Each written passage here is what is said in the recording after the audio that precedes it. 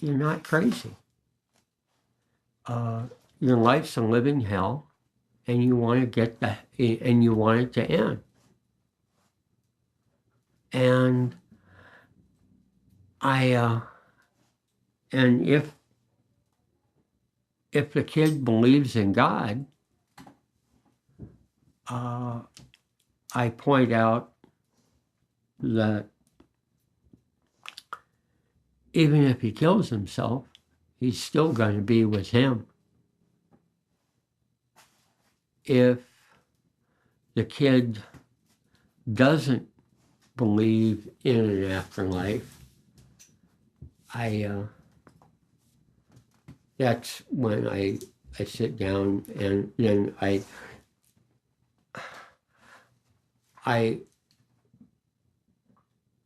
have him break down the great big issue of his or her PTSD into its component behaviors and go, okay, and I say that's why we're going to address each one of these one at a time. And you can do it. And the other thing, if I have someone who's severely depressed, without fail, what I would do is go out for a walk with them and just go for a long walk. And the endorphins or whatever, it just helps breathing air and walking. And there's a bit more sense of freedom. And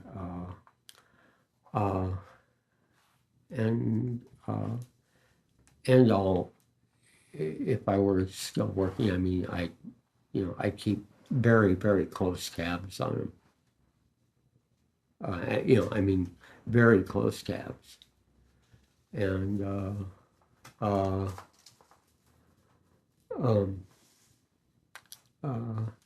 and I would also protect that kid from drama queen asshole staff members who would react to him and make it, it's like, hey, you're not the first person who's wanted to commit suicide. You're not going to be the last, and you're not fucking crazy. Because right now, your life sucks. And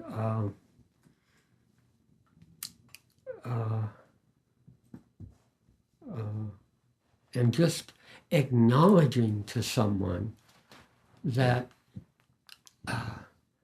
because where I used to work, so many members of the staff would tell him, why the hell would you want to commit suicide? Here you are, you're being housed, you're being fed, you're being clothed, you're being given skills, and trust me, living in a veteran residential treatment facility is not like Club Med. I mean, trust me. And just treating them as human beings and relating to them and giving them respect. God. To be honest, forgiveness, I was faulted for introducing forgiveness to the clients I had by many people because I was told they weren't ready to deal with letting go of it. They were still, they just weren't ready for it. And I would agree with that argument. The what I was up against was I didn't know how long I was going to have that resident. Okay, I didn't know if that resident was going to use and get kicked out in the first week, or if they were going to stay with us all 3 years for the whole comprehensive program. And so I would soft pedal forgiveness in terms of saying, hey, I'm not saying you have to, get a smiley face on right now, but I am saying ultimately this is where you want to go. And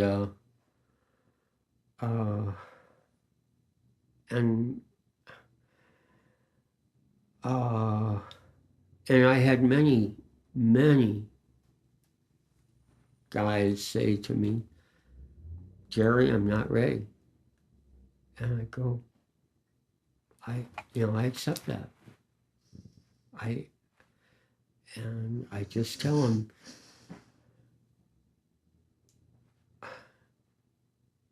either come back here or, call me up and we can talk when you are ready.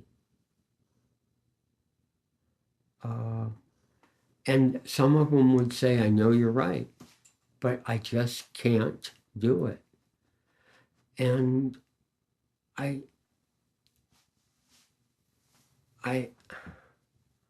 would believe them, and I'd respect what they were telling me.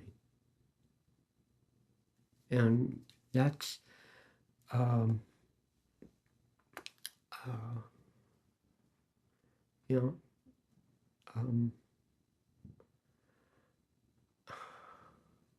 Okay, so what forgiveness did to you?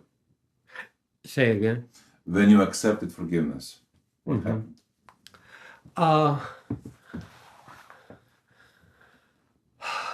Well,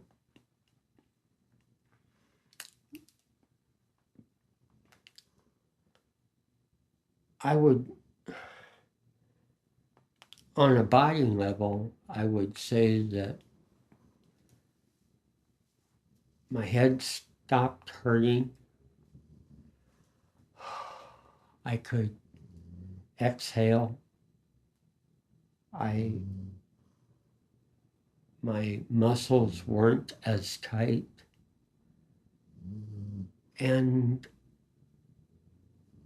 I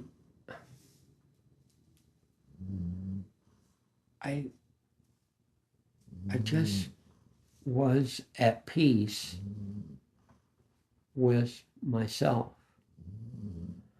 And humility is a peace-producing virtue. But humility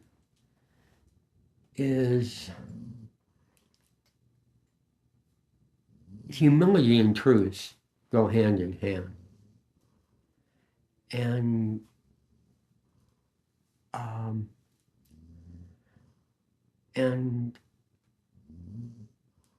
the truth and shame can walk hand in hand. And there's enough assholes out there who are ready to shame us for what is. And it's avoiding those assholes and accepting that we're all human, we're all flawed, we're all broken. We all don't have the answers. We have things that work, but we don't have the answers. And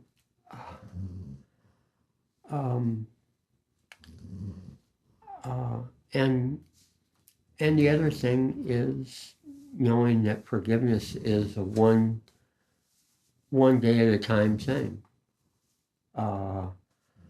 I am not going to be forgiving for the rest of my life. I'm going to do my best to forgive people today. And that's it. I don't have to worry about, and if yesterday I fucked it up, I'm going to let go of yesterday.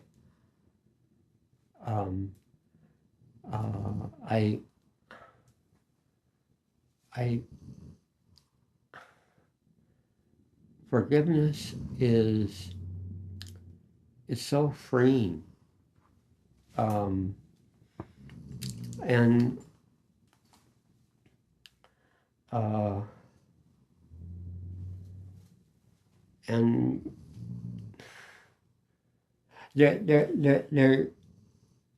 there's one other thing that I want to throw in that I encountered a great deal of, and that is the ethic. Well, that's okay for the rest of you, but I hold myself to a higher standard. Well, I've yet to meet anyone who doesn't hold themselves to a higher standard. And, I go, oh, okay, so how's that working out? And I go, well, it pushes me on, it drives me, I demand more of I accomplish more. And I go, yeah, well, I can still challenge myself, but I've acknowledged that I'm a fuck up. And I use this example, and it usually works pretty well, especially with Catholics. I say, now, let's say you're going up to communion. Okay, and now you've received the host and the wine, and now you're at one with God, and you're, at peace with the universe. Is it your fault that you happen to be walking behind the most spectacularly shaped ass on the planet? And they'll start laughing, and I'll go, hey. I go, you can kiss off that being at one with God and at peace and all that horse shit. That's out the window. Your mind is on that beautiful ass that you're following. And I go, and that's what being a human being is all about.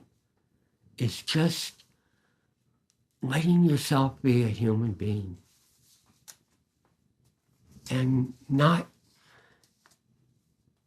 I go, maybe Sir Lancelot could pull that off, but even he screwed up. And honest to God,